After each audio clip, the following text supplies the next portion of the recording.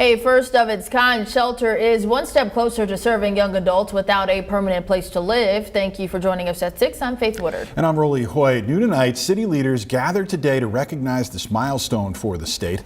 Brooke Buckner shows us how it'll be put to use once the doors open up.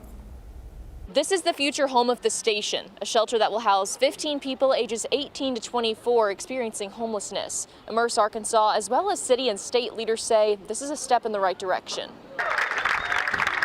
Soon, this will be a place where young adults will overcome hardships from their past and plan their future. But Immerse Arkansas Executive Director Eric Gilmore says it's going to be more than just a shelter. They're going to be surrounded by people who love them. They're going to have a therapist, they're going to have a coach, they're going to have their own bedroom, they're going to have their own bathroom. All of this to help set them up for success after they leave. We have taken young people to adult homeless shelters that do great work, but they're just not designed for young people.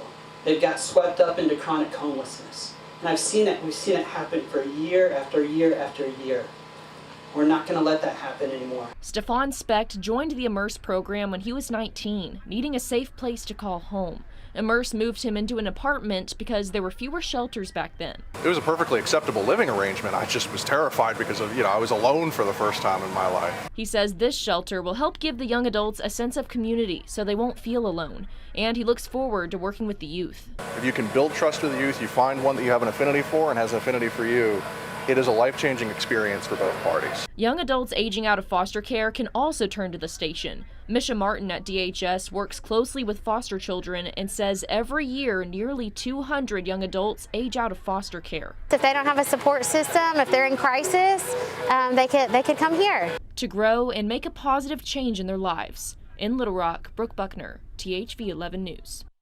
Brooke, thank you. And you saw Mayor Frank Scott Jr. as a part of that ceremony. He said every night the state has about 100 young adults living on the streets, and he says they're working every day to reduce that number to 0.